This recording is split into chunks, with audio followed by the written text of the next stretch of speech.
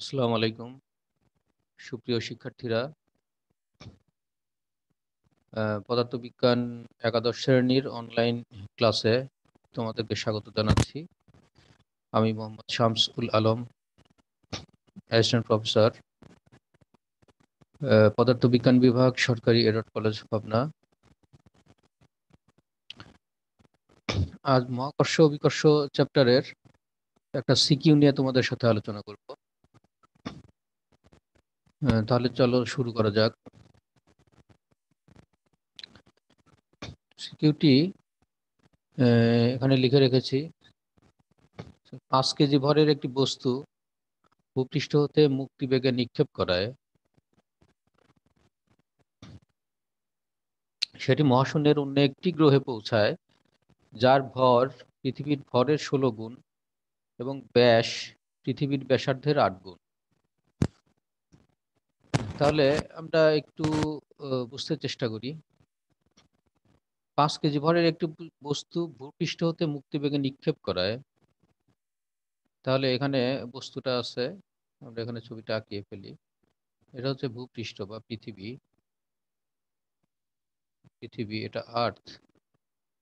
পৃথিবীর ব্যাসার্ধ ই আর ই।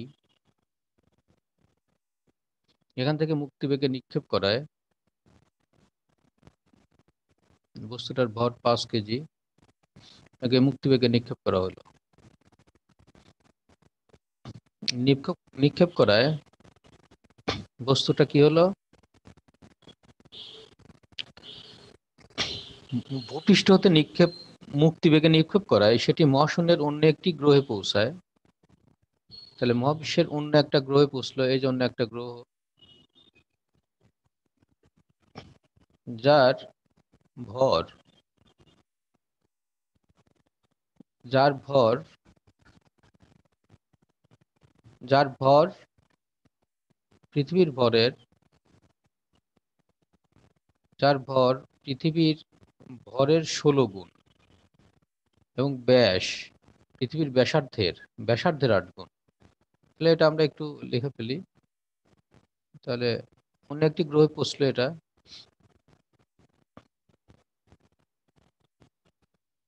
এটা হচ্ছে সেই বস্তু 5 কেজি ভরের। তাহলে পৃথিবীর ব্যাসার্ধ আমরা মনে করলাম আর্থ আরই, আর ওই যে গ্রহে গিয়ে পৌঁছলো সেই গ্রহ, এটা হচ্ছে অন্য গ্রহ আর এটা হচ্ছে পৃথিবী ধরে নিলাম। অন্য গ্রহের ব্যাসার্ধ পৃথিবীর ব্যাসার্ধের, অন্য গ্রহের ব্যাস, তাহলে অন্য গ্রহের ব্যাস পৃথিবীর ব্যাসার্ধের ভর, পৃথিবীর ভর এমই, ওই গ্রহের ভর হবে কত? ওখানে বলেছে যে ভর 16 গুণ, গ্রহের ভর পৃথিবীর ভরের 16 গুণ। তাহলে এর ভর পৃথিবীর ভরের এম ইকুয়াল টু 16 গুণ ইন্টু পৃথিবীর ভর। এই ভর এটা ও কেন্দ্র, ও ডট এর কেন্দ্র, আর এটার ব্যাসার্ধ আর। এখানে বলেছে যে ব্যাস পৃথিবীর ব্যাসার্ধের 8 গুণ। তাহলে ব্যাস পৃথিবীর ব্যাসার্ধের যদি 8 গুণ হয়, তাহলে ব্যাস মানে এর ব্যাস কত হচ্ছে? ব্যাস মানে হচ্ছে 2r ইকুয়াল টু পৃথিবীর ব্যাসার্ধের 8 গুণ। ব্যাসার্ধ পৃথিবীর আরই, তার 8 গুণ। তাহলে যেখান থেকে আর এই গ্রহের ব্যাসার্ধ আমরা পাবো ইকুয়াল টু হচ্ছে 4 দুগুণ 8, 4rই। এটা এটা হচ্ছে আমাদের সিকিউ যে উদ্দীপকটা দেওয়া আছে, সেই উদ্দীপকটা আমরা বুঝতে চেষ্টা করলাম এভাবে। এখন দেখো গ নম্বরে বলছে যে অন্য গ্রহের পৃষ্ঠে অভিকর্ষ ত্বরণ নির্ণয় করো। তাহলে অন্য গ্রহের পৃষ্ঠে অভিকর্ষ ত্বরণটা কত এটা নির্ণয় করতে বলছে। তাহলে পৃথিবীর পৃষ্ঠে তো পৃথিবীর একটা অভিকর্ষ ত্বরণ আছেই, সেটা আমরা জানি। তাহলে অন্য গ্রহের পৃষ্ঠে অভিকর্ষ ত্বরণ কত, দ্যাট ইজ গ নম্বর। এর পৃষ্ঠে জিটা কত এটা আমাদের চেয়েছে গ নম্বর। তাহলে গ নম্বর আমরা সলিউশন করি যে অন্য গ্রহের পৃষ্ঠে অভিকর্ষ ত্বরণ জি, এটা ইকুয়াল টু আমরা লিখবো, আমরা জানি G M divided by R square. তাহলে অনুগ্রহের ভর অনুগ্রহের ব্যাসার্ধ আমরা লিখলাম। এখন এটা ক্যালকুলেশন করে যাও। জি এর মান আমাদের জানা আছে, জি এর মান কত, 6.67 into 10⁻⁻11 newton metre square per kg square. আচ্ছা, ইন্টু এম মানে হচ্ছে তোমার পৃথিবীর ভরের 16 গুণ। তার মানে আমরা 16, এম মানে 16 বসাতে পারি, 16 এমই, 16 ইন্টু এমই, এমির মানটা বসে দাও। এম মানে পৃথিবীর ভর, আর পৃথিবীর ভর আমাদের জানা আছে 6 × 10⁻24 কেজি। আর মানে পৃথিবীর ব্যাসার্ধ, সরি ওই এর ব্যাসার্ধ, অনুগ্রহের ব্যাসার্ধ পৃথিবীর ব্যাসার্ধের 4 গুণ। 4 RE, 4 RE মানে হচ্ছে আমাদের, RE পৃথিবীর ব্যাসার্ধ হচ্ছে 6.4 × 10⁻6, 6.4 × 10⁻6 মিটার, এটা আমরা লিখতে পারি। তাহলে এখান থেকে আমাদের এখন ক্যালকুলেশন করতে হবে। ক্যালকুলেশন করলে আমরা যে মানটা পাবো সে মানটাই হবে হচ্ছে ওই অন্য গ্রহের জি এর মান। তাহলে এখান থেকে দেখো 10⁻6, 10⁻6টা যদি আমরা এখান থেকে কেটে দেই তাহলে এখানে আসবে হচ্ছে 10⁻18, তারপরে 4 আর 4 × 4 = 16, এটা যদি কেটে দিই এটা আসে আর 6.4 আর 6.67। এটা আমরা একটু ক্যালকুলেটর ব্যবহার করি। 6.67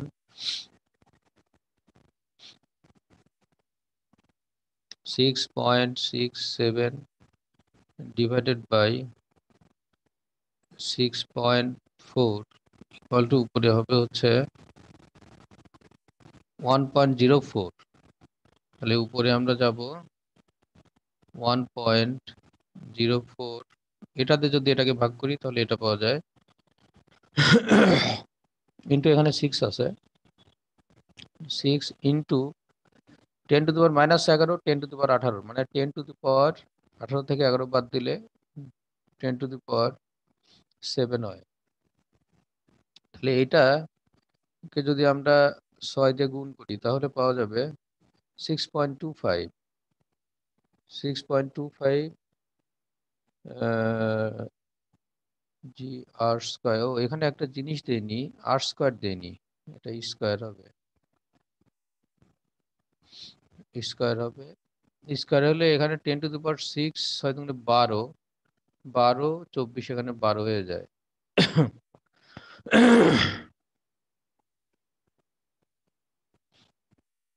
এখানে 12 হয়ে যাবে, কারণ 6-এর উপরে 2 আছে, তাহলে 6 × 2 = 12, 24 থেকে 12 বাদ দিলে এখানে 12 হয়ে যাচ্ছে।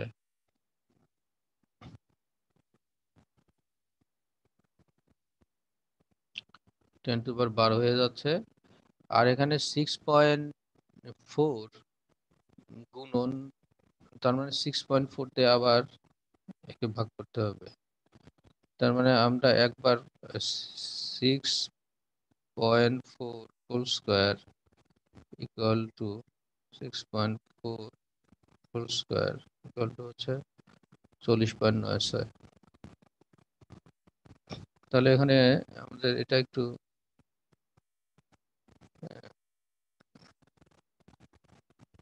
মুছে ফেলি, ক্যালকুলেশন একটু ভুল হয়েছে, আবার করি, মুছে ফেলো।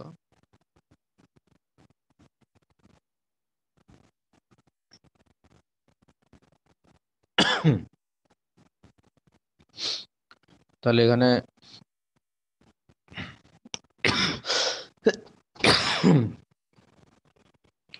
6.67 ইন্টু 6 40.02 ইন্টু 10⁻−11, 10⁻12, মানে 10 ইন্টু 10,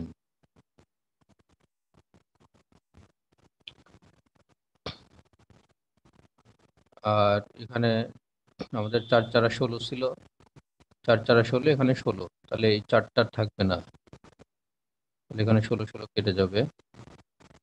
কেটে গেলে এখানে আমাদের ক্যালকুলেশন 10 ডিভাইডেড বাই, এখানে 6.4 স্কোয়ার যদি করি, তাহলে 6.4 স্কোয়ার এখানে আসবে হচ্ছে 40.96, 40.96।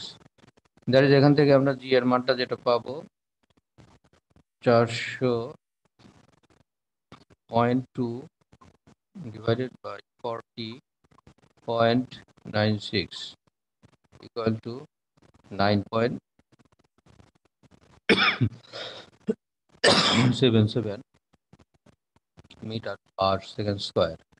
এটাই হচ্ছে আমাদের ওই যে অন্য গ্রহ আছে, ওই অন্য গ্রহে অভিকর্ষ ত্বরণের মান পেলাম আমরা। ঘ নম্বর,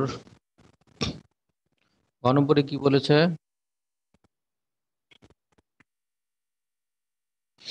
ঘ নম্বরে বলেছে যে বস্তুটির ভর অর্ধেক হলে, বস্তুটি মানে 5 কেজির ভর যেটা ছিল সেটা যদি আমার অর্ধেক হয়ে যায়, 2.5 কেজি হয়ে যায়, ওই বস্তুটিকে পুনরায় অন্য গ্রহ হতে মহাশূন্যে নিক্ষেপ করতে প্রয়োজনীয় মুক্তিবেগ কত? দ্যাট ইজ, এর মানে হচ্ছে যে ওই গ্রহের মুক্তিবেগের মানটা চেয়েছে। ওই গ্রহের প্রয়োজনীয় মুক্তিবেগ ভূপৃষ্ঠের মুক্তিবেগের সমান হবে কিনা, আর ভূপৃষ্ঠের মুক্তিবেগ, তাহলে ওই গ্রহের মুক্তিবেগে আমরা বের করব, আর ভূপৃষ্ঠের মুক্তিবেগ বের করব, বের করে দেখব সমান হয়েছে কিনা। আর বস্তুটির ভর অর্ধেক হলে, বস্তুটির ভর, এটা কিন্তু একটা, বস্তুটির ভর অর্ধেক হলে আমরা জানি মুক্তিবেগ কখনো বস্তু ভরের উপর নির্ভর করে না।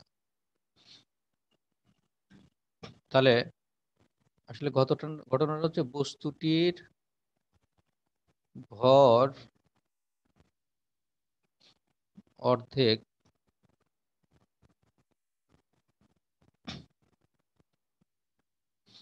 অর্ধেক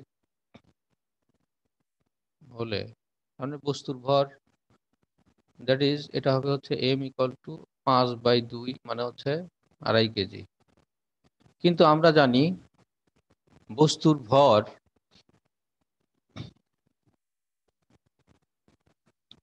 বস্তুর ভর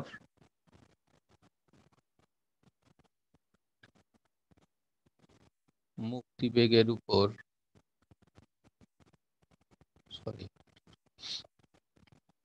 মুক্তিবেগ বস্তুর ভরের উপর নির্ভর করে না,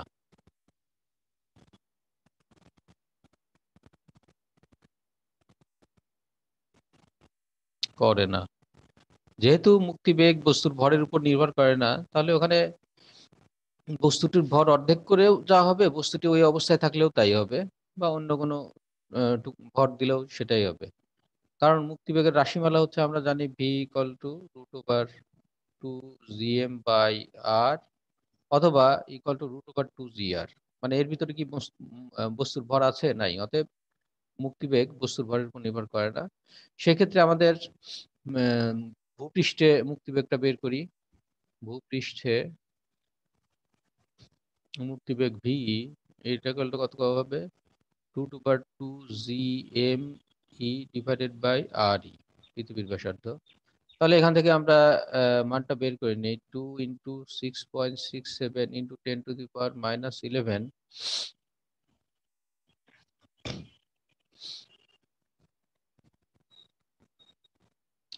Newton metre square per kg square.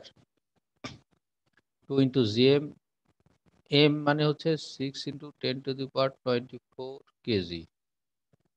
তাহলে এইটা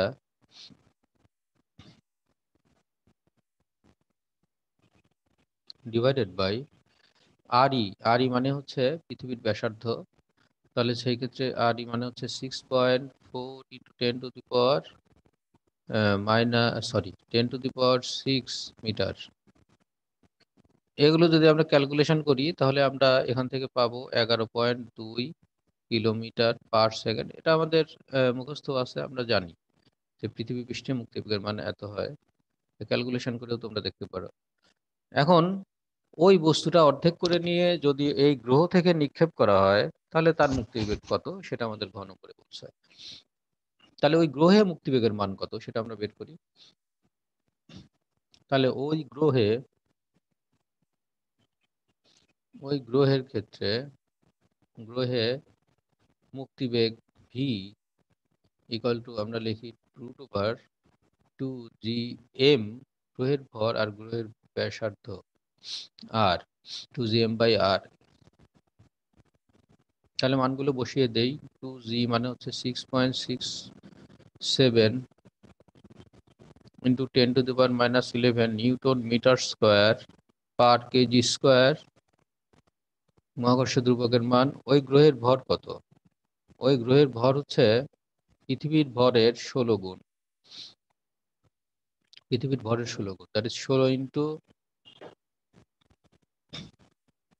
পৃথিবীর ভর 16 ইন্টু পৃথিবীর ভর হচ্ছে 6.6 ইন্টু 10⁻24 কেজি ডিভাইডেড বাই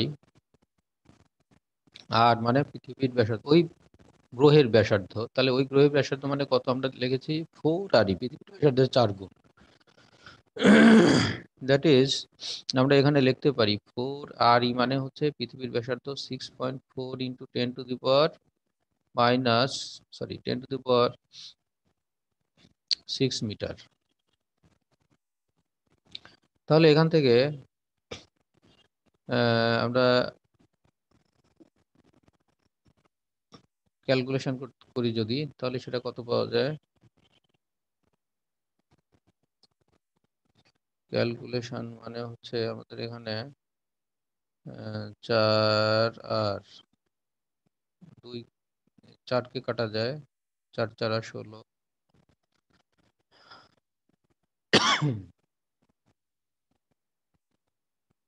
6.67 1.02 হয়।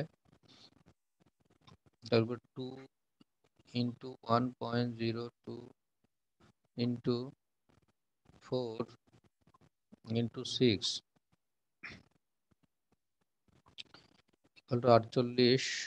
তাহলে এখানে 48.96 ইন্টু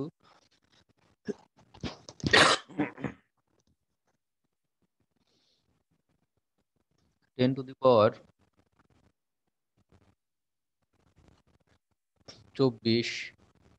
10⁻6। তাহলে এখানে 10⁻18 থাকে। 10⁻18 থেকে 11 বাদ দিলে 10⁻7, এটা √।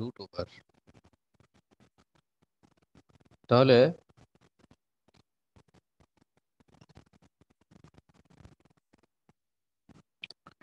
48.96 √0.6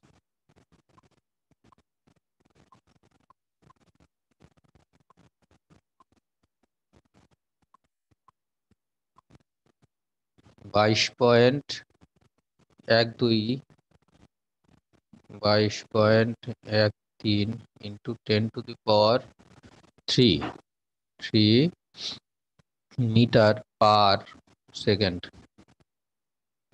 এটা যেহেতু এর আগের পৃথিবীর ক্ষেত্রে আমরা আনছি হচ্ছে কিলোমিটার পার সেকেন্ডে, তাহলে আমরা বলতে পারি 22.13 into kilometre per second. That is ওই গ্রহের মুক্তি বেগ হচ্ছে তোমার 22.13 কিলোমিটার পার সেকেন্ড। আর এখানে আমরা পৃথিবীতে পেয়েছি 11.2 কিলোমিটার পার সেকেন্ড, প্রায় দ্বিগুণ। তাহলে ওখানে বলছে কি, এখানে আমাদের যে প্রশ্নে চেয়েছে সেটা চেয়েছে যে সমান হবে কিনা। তাহলে সমান নয়, কত গুণ? প্রায় দ্বিগুণ, তাই না? অর্থাৎ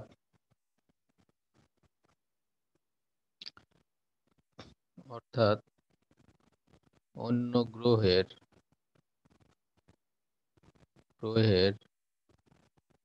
মুক্তিবেগ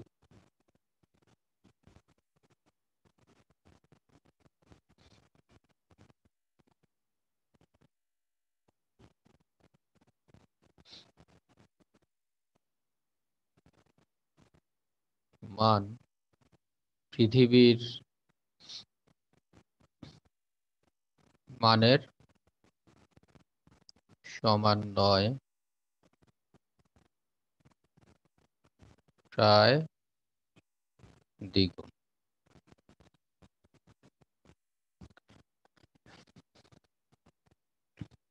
এভাবে আমাদের অঙ্কগুলো বুঝে বুঝে করে ফেলতে হবে। তার আগে থিওরিগুলো একটু ভালোভাবে বুঝতে হবে। তো সুপ্রিয় শিক্ষার্থীরা, সামনের দিন আমরা আরো কোনো সমস্যা নিয়ে তোমাদের সামনে হাজির হব। আজকে এ পর্যন্তই। এবং এই সিকিউ গুলো তোমরা বাড়িতে, বিভিন্ন বোর্ডের সিকিউ আছে, বিভিন্ন বইতে অনেক সিকিউ আছে, সেই সিকিউ গুলো নিয়ে ভালোভাবে প্র্যাকটিস করবে। এবং সে পর্যন্ত তোমরা সবাই সুস্থ থাকো, ভালো থাকো, সাবধানে থাকো, সতর্ক থাকো। ইনশাল্লাহ পরের ক্লাসে দেখা হবে। আসসালামু আলাইকুম।